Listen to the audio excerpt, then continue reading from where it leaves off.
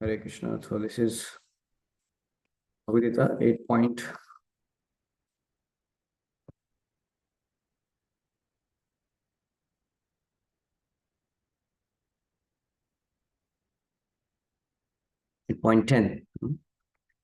प्रयाण काले मनसा चलेन भक्त्या युक्तो योग बलेन चैव ध्रुवोर मध्ये प्राणमावेश सम्या सतं परम पुरुषमुपैति दिव्यम्.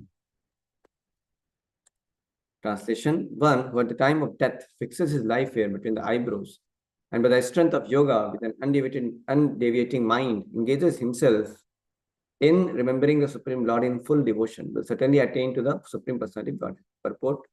In this verse, it is clearly stated that at the time of death, the mind will be fixed in devotion to the Supreme Personality of Godhead. For those practicing yoga, it is recommended that they raise the life force between the eyebrows to the Agna Chakra. The practice of Shata Chakra Yoga involving meditation on the six chakras is suggested here. A pure devotee does not practice such yoga, but because he is always engaged in Krishna consciousness, at death he can remember the Supreme Personality of Godhead by his grace. This is explained in verse 14.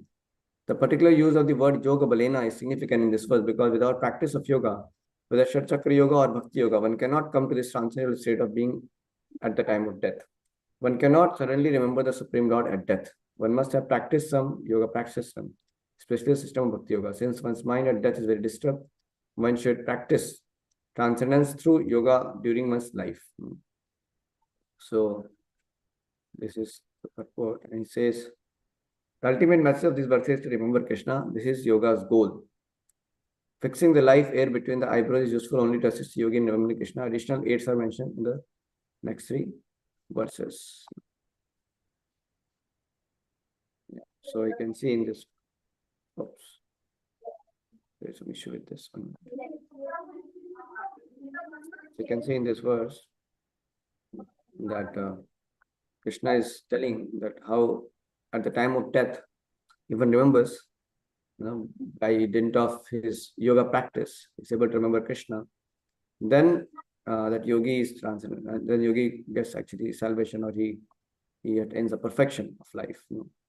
So, so I was thinking of this acronym, DEATH, death. If you see like that. So what is a D? So D means, you dovetail your all life, all activities in Krishna consciousness. So a devotee, especially Prabhupada is here telling that, Bhakti Yoga, the purport mentioning any yoga system is, especially Bhakti Yoga is saying. So why yoga? Because actually now Krishna is going to explain the yoga process called Shata Chakra Yoga system. So which is actually not practical. It's like Krishna also gave elaborate description about the Ashtanga Yoga in the 6th chapter also. That also was, Arjuna did not find it so practical, right? So here also, actually, Prabhupada is again in the purport, he is telling that it's not possible. That kind of yoga which Krishna is going to describe here in the further verses. So the way to, remember the Lord at the time of death is that whole life devotee should engage in Bhakti Yoga. So he says here, so he says, he says, without practice of yoga, whether Shat Chakra or Bhakti Yoga, one cannot come to the transcendental state of being at the time of death. So Prabhupada is saying that one cannot suddenly remember Supreme Lord at death. One must have practiced some yoga system, especially the system of Bhakti Yoga. See? So some yoga system, which maybe here mentioning, Krishna is mentioning now eventually, that won't help, because that's not feasible for people of Kali Yuga. So Bhakti Yoga is the recommended path. So first is, I was thinking that dovetail. So dovetail all your activities in Krishna's service. So anything you have to eat, which is offered to Krishna. That's prasadam. Anything anywhere you have to work in a way which is, not directly engaged in breaking the sinful, doing the sinful activities like meditating, gambling, intoxication, illicit sex. You should not be facilitating directly, breaking the regulatory principles. So and work in an honest way, and also offer the fruit of your work to Krishna. That way you dovetail your work also to Krishna, like that. So, and same way, if you have to, even if you get married, you get married in a Krishna conscious way and have Krishna conscious family. Even if you do business in a way that you are offering the result of your business in Krishna's service, and the business should be with honest way. So you can see how all these activities, whatever you have to do, we should dovetail in Krishna consciousness, to Krishna. So like that, we have to live our lives. So the whole life should be lived like that. So anything you do, you should be in connection with Krishna, like that. You have to roam around. You want to go somewhere, to go to holy places. Even if you have desire to roam around, to go to some holy places where you can have wonderful association of devotees and have some Krishna consciousness getting enhanced, like that. Then E, I was thinking, E is actually engagement in direct devotional service. That is also very important, because it's very difficult to dovetail unless you have direct devotional service engagements, like chanting Hare Krishna. One has to engage directly, chanting Hare Krishna, then reading Bhagavad Gita, Srimad Bhagavatam, and associating with devotees. It should be a direct devotional service also is very important. So that's why engaging ourselves in direct devotional services is also very, very vital, because then you will have that consciousness able to dovetail entire life in Krishna's service. But if that doesn't happen, then very difficult to dovetail. So people tend to think that I will dovetail. Okay, I'm having my profession, I'll dovetail to Krishna. My family, I dovetail to Krishna. But doesn't work if you don't do your direct devotions program nicely. That's why every day morning hours, taking time to chant. Like today, 6 to 7, I was chanting. I was expecting some devotees may join, but somehow maybe devotees are not aware. The 6 to 7 a.m. we have Zoom Japa. So if you can join that, morning, then you get that powerful powerful Sangha of Lord in the form of His holy name, like that. You may be doing on your own, but if you join, then it will give a strength to the group, like that. We all will feel that we are all chanting together. So that is also very nice. So Sangha Shakti Kali Yuga. In Kali Yuga, we need that inspiration.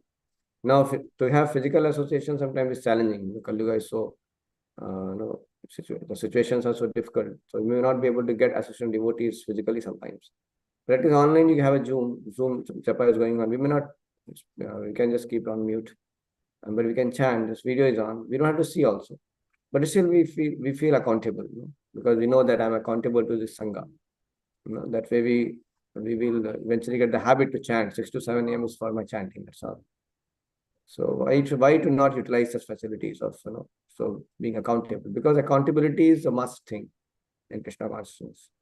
Sadhana bhakti, we need accountability.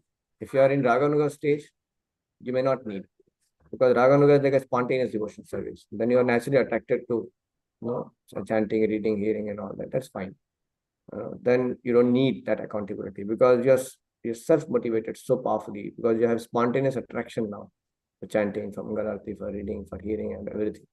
So when we don't have that kind of spontaneity, some spontaneous attraction, then it's important to have some accountability, especially for the Grahastha order. There's so much of freedom. There's hardly any accountability. You can get up anytime, sleep anytime. Everything is on your own only. So at least having part of some group is important. We have to take these things seriously. Like we have a reading, sessions. So if you take it seriously, if you feel accountable, then you'll do it. But if you don't feel accountable, you think, okay, when I have time, I'll do it. Then you lose that spiritual nourishment. So it is important to feel accountable to some Sangha. Voluntarily, you have to take some Sangha and be accountable to it. So this is why we are creating this facility. Those who will utilize the facility, they will flourish. You can see that. But if you don't utilize the facility, then it becomes challenging. It's not so easy, to do our regular devotional service, because when we have not developed yet spontaneous attraction for those devotional duties, or we may not be that self-disciplined to be able to do it sometimes. So anyway, it is optional. There is nothing mandate in Krishna consciousness, but it's always good to have some accountability to some Sangha. It helps us, really it helps us.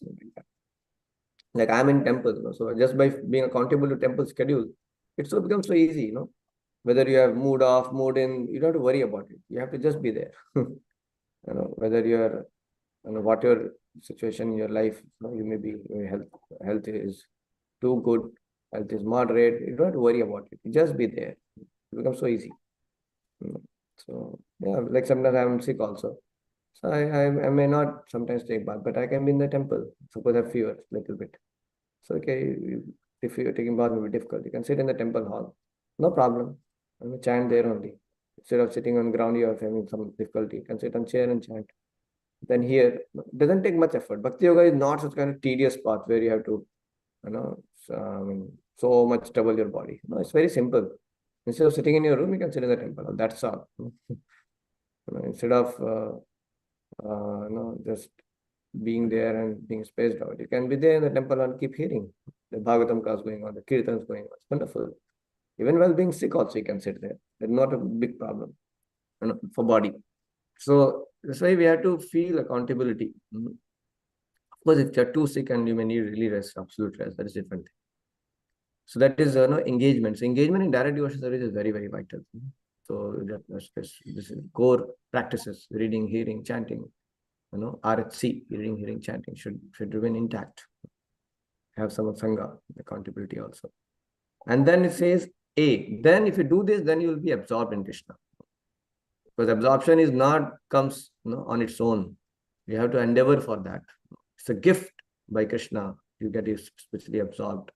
When you are engaging, when you're doubting all your activities in Krishna consciousness, when you're engaging in direct devotion service, that's why you have strength to dovetail also.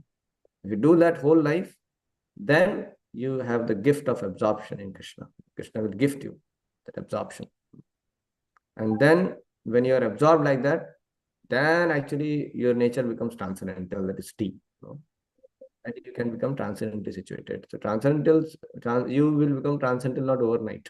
No, it's not so like that. For sometimes maybe. Chaitanya Mahaprabhu may embrace somebody and may get love of God immediately. It may happen to exceptionally to some few souls like that. But in general, Krishna consciousness is a gradual process. So if you engage like that, gradually it will become transcendental, like that. You attain the transcendental nature. And as you attain the transcendental nature, then so His grace, by His grace, by Lord's grace, you'll actually go back to Godhead. And that is your real home. So actually like by His grace, by the Lord's grace, and home, your eternal home you go then. That's how you go to your eternal home. So we have to know that it's by Lord's grace, it will happen that we go back to Godhead. And with Lord's grace, we actually even get transcendent. We are situated transcendently like that. So we should know that it's a path of grace. But in the path of grace, the D, E, we have to, and A also, D, E, A. We have to have conscious endeavor. We have to have conscious endeavor. Then, by the grace of the Lord, by His grace, we become transcendently situated. And we are then at our home, eternal home, back to Godhead, like that. So we have to endeavor to be spiritually absorbed. Of course, the absorption is the gift of Krishna, but we have to endeavor. So we have to dovetail all our activities. We have to engage in direct devotion service. Then we have to work on absorption. That how much I'm absorbed in Krishna. There should be constantly, we should be striving for spiritual absorption like that. And the process is DE. Dovetail everything and engage in direct devotion service. That's how you'll get absorption by Krishna's grace, like that. And then you'll become transcendental by His grace, by the Lord's grace. Gradually you'll become transcendently situated, and then you attain your eternal home, back to God. And that's the acronym I thought of making, DEATH, like that. So he says that one cannot come to the transcendental state of being at the time of death, without practice of yoga. See, without practice of yoga, you cannot do that. So you need to practice. This particular use of the word yoga balena is significant. Yoga balena, by the strength of the yoga. So bhakti yoga, so you get a strength. There is some kind of strength you get, a spiritual strength by doing bhakti yoga, that you can engage yourself. You can remember Krishna. You can become transcendent like that. So this strength is required. The devotional strength, you have to take shelter of the process of devotional service, like that. So what else we can do? this is the process which we have to take shelter of. Take shelter of this Bhakti Yoga process. Then Yoga Balena, by the strength of that devotional process, so engaging in devotional process, one can become transcendental, like that. And what is that Yoga Balena, Bhakti Yoga Balena? You engage in direct devotional service and dovetail all your activities in Krishna's service. Then by the strength of that, you can actually be spiritually absorbed and then be transcendently situated. And that is by His grace, by Lord's grace, not by, never be proud that you are doing such great devotional service. Well, and you have become transcendental. No, by Lord's grace, you become transcendental. All our endeavors are insufficient if without God's grace. So we need Krishna's grace. Then, and for that you need humility. With humility, always begging for the mercy of the Lord, engaged in direct devotional service, and total all your activities in Krishna's service towards Krishna consciousness. And with that humility, if you engage, then you get spiritual absorption. Then that's how you become transcendental by His grace, by Lord's grace, and that's how you go back to God. Okay, any reflection? Anyone has any reflection?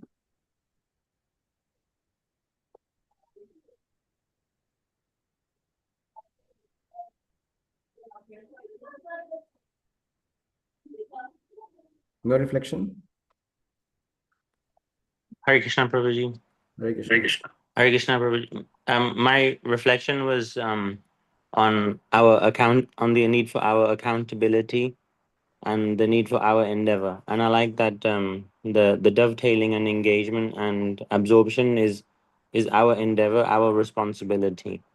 And it requires our own free will to engage in dovetailing our life towards Krishna consciousness and being actively engaged. And like you explained, the importance of joining the japa from 6 a.m. to 7 a.m. like very nicely. And that will help us to increase our absorption in Krishna consciousness. And then that will create a more transcendental mindset and transcendental nature for us. And then it will help us to achieve our ultimate goal. And so that's what I liked about showing endeavor and showing responsibility. And I felt that the importance of accountability is really important as well, because sometimes when we are on our own outside of the temple, and we can become much more relaxed and much more casual about Krishna consciousness, like not abiding by the class timings and doing other things whilst the class is going on. And for me, they were really important words: accountability and showing endeavor. Yes, thank you, Prabhu. Yes, Arya Prabhu and Srinivasan Prabhu.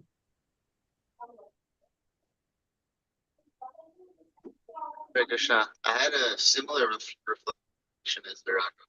I think that whenever we have to admit some like fault or deficiency in ourselves, then accountability is the first step. And that's we have to admit that we have to do something better. So even in our betterment of our Krishna conscious process, we had to admit that take responsibility and accountability. Yes, thank you, Prabhu. Srinivasan Prabhu.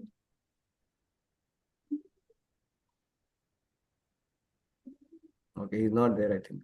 Poonam Mataji, you want to share something? Yeah, just Krishna says, first you think about me, or you do first you kept your important things first, and then after that you just remember me, so you can achieve the goal. Yeah. That Arjun asked how I am doing both things together. Then he says, while practicing, you can achieve me. So you just think about me, and your mental status should be in the wisely. You thought wisely, think wisely. We should remember that, then we can remember Krishna at the time of death. All throughout you have to think of Krishna. Engage in Bhakti Yoga process. Bhakti Yoga, the essence is to remember the Lord. Yeah. Always remember Krishna, never forget Krishna. That is the golden rule of Bhakti. Yeah. Srinivasan Prabhu, you're there? I think he's not there. No problem. Hare Krishna. Srila Prabhupada ki jai. Yeah. Hare Krishna.